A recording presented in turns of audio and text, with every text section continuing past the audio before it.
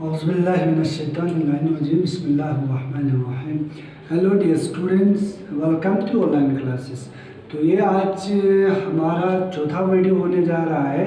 तो क्लास 8 के लिए सब्जेक्ट ज्योग्राफी। तो हमारा जो आज का टॉपिक है वो वाटर रिसोर्स। कल हमने क्या डिस्कस किया था? Degradation of soil. तो सॉइल कैसे डिग्रेड होता है? Due to soil erosion, due to depletion of soil from chemical use of fertiliser, pesticide, so on. कुछ मेथड था जिससे हम सॉइल को कंजर्व कर सकते हैं, जैसे माल्चिंग वगैरह एक्स्ट्रा। आज का जो हमारा टॉपिक है वो वाटर रिसोर्स है। तो हम पहले वाटर को समझते हैं। वाटर होता है क्या है?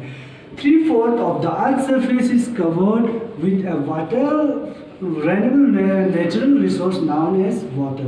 अब देखो, दिस इज अवर अर्थ।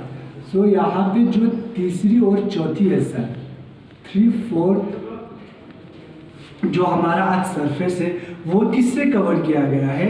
एक रिन्यूएबल नेचुरल रिसोर्स जिसको हम वाटर के नाम से जाना जाता है। वहाँ पे ocean cover about 2/3 of Earth surface and support a rich of variety of plant and animal। अब देखो, जो हमारा ओशन समंदर है उस पर कम से कम 2/3 ऑफ अर्थ सरफेस कवर किया गया है। वहाँ पे अलग अलग variety of rich of plant and animal life. तो अब देखो, समंदर के नीचे बहुत सारे प्लांट्स एंड एनिमल सर्वाइव कर रहा है। तो ये हमारा ओशन के बारे में हुआ। तो हमारे जो अर्थ सरफेस है वहाँ पे कम से कम जो सबसे ज़्यादा लैंड कवर किया गया है वो वाटर। तो जो प्लांट और एनिमल लाइफ है वो भी सपोर्ट कर रहा है in beneath the ocean. However, the ocean water is not fit for human consumption। आप देखो, वाटर तो हमारे पास बहुत है, कम से कम 71% हमारे पास वाटर है, लेकिन this water not fit for human consumption. लेकिन ये वाटर हमारे कंजप्शन के लिए फिट नहीं है। क्यों कंजप्शन के लिए फिट नहीं है? Because it is Shalini water. क्योंकि इस पानी में क्या मिक्स हुआ है?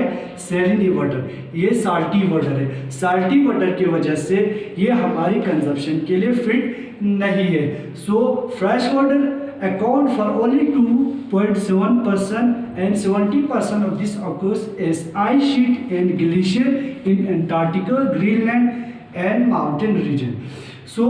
जो हमारे पास फ्रेश वाटर है, जो हम अपने ड्रिंकिंग पर्पस या agriculture purpose, washing, so on, उसके लिए हम इस्तेमाल करते हैं ओनली 1% ऑफ फ्रेश वाटर।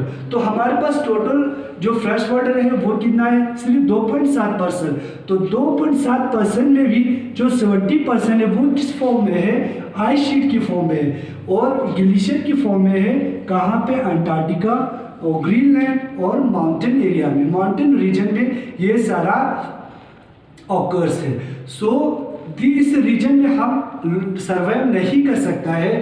तो इन रीजन में हम सर्वाइव नहीं कर सकता है क्योंकि इस जो रीजन है वहाँ का जो क्लाइमेटिक है वो ह्यूमन के लिए फिट सूटेबल नहीं है बिकॉज ऑफ देयर लोकेशन।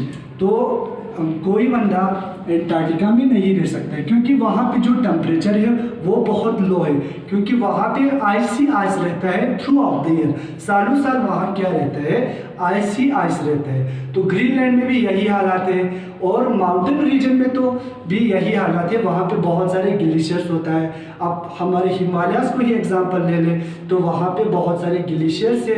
तो वो ग्लेशियर किस फॉर्म में है? आइस के फॉर्म में है। तो 2.7 में भी से 70% जो वाटर है वो किस फॉर्म में है? सॉलिड फॉर्म में है, आइस शीट के फॉर्म में है। Thus only 1% of fresh water is useful for human consumption. और सिर्फ 1% हमारे ह्यूमन कंजप्शन के लिए फ्रेश वाटर अवेलेबल है पूरे वर्ल्ड में। किसके फॉर्म में है? रिवर के फॉर्म में है, लेक के फॉर्म में है और ग्राउंड वाटर के फॉर्म में है। This are about the water. Water को थोड़ा समझाता है वाटर साइकिल के थ्रू। तो हमें इस सरफेस पे वाटर बहुत एबंडेंटली क्यों दिखता है? क्योंकि ये वाटर एक जगह नहीं रहता, ये एक साइक्लिक मैनर में घूमते रहते हैं, इसलिए हमें वाटर बहुत ज़्यादा दिख रहा है। यहाँ पे so we discuss about water cycle. So अब देखो वाटर साइकिल को किससे समझाना है। तो सबसे पहले हमारे पास ओशन है।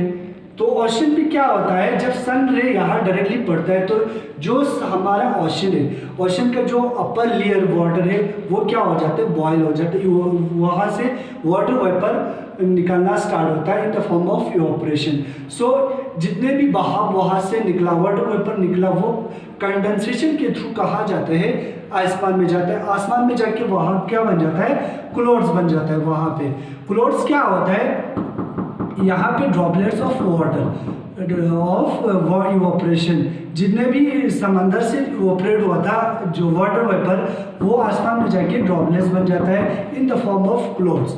यही क्लाउड्स जब इसमें लिमिट ऑफ स्पेस होता है तो वो ब्रस्ट हो जाता है। ब्रस्ट होके वो इन द फॉर्म ऑफ प्रिसिपिटेशन की शक्ल में वो नीचे आ जाता है। तो यहाँ से वो बरसते हैं in the form of rain, snow and hail storm. तो this are about precipitation. So हम इनको क्या कहते हैं, प्रिसिपिटेशन कहते हैं।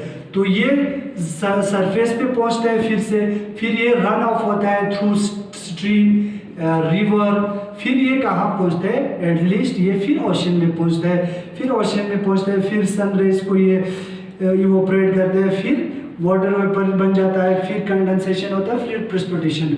सो this is our water cycle manner, ये एक साइक्लिक मैनर बन जाता है।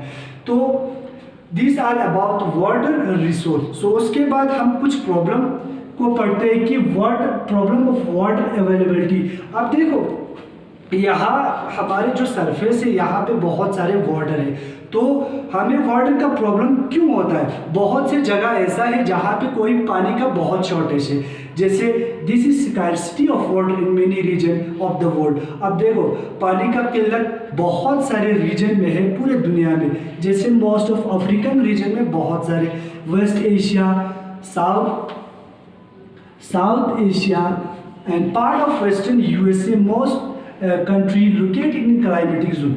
अब देखो इन जगहों पे शॉर्टेज ऑफ वाटर बहुत सारा है। तो कुछ कंट्री ऐसा है जो क्लाइमेटिक जोन में पड़ते हैं। क्लाइमेटिक जोन क्या होता है, this is our equator, so this is our Tropic of Cancer. तो इसको हम क्या कहते हैं, क्लाइमेटिक जोन। जो भी इस जोन में पड़ते हैं यहाँ बहुत शॉर्टेज ऑफ वाटर होता है ड्यू टू हीट ऑफ सन। तो यहाँ पे बहुत गर्मी है, तो गर्मी की वजह से क्या हो जाता है, शॉर्टेज ऑफ वाटर हो जाता है।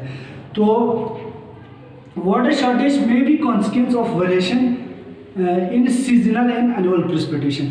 अब देखो शॉर्टेज ऑफ वाटर का जो कॉन्सिक्वेंस है वो चेंज होते रहते हैं सीजनली या एनुअल प्रेसिपिटेशन। ये डिपेंड रखता है कि साल में कितना बारिश हुआ, सीजन में कितना बारिश हुआ।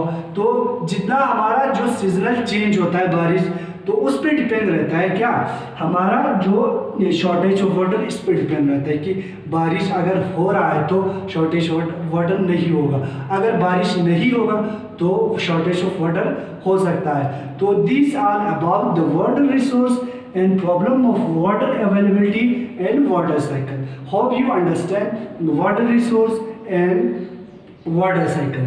So we conclude our topic here. इंशाल्लाह कल मिलते हैं. Bye bye, see you.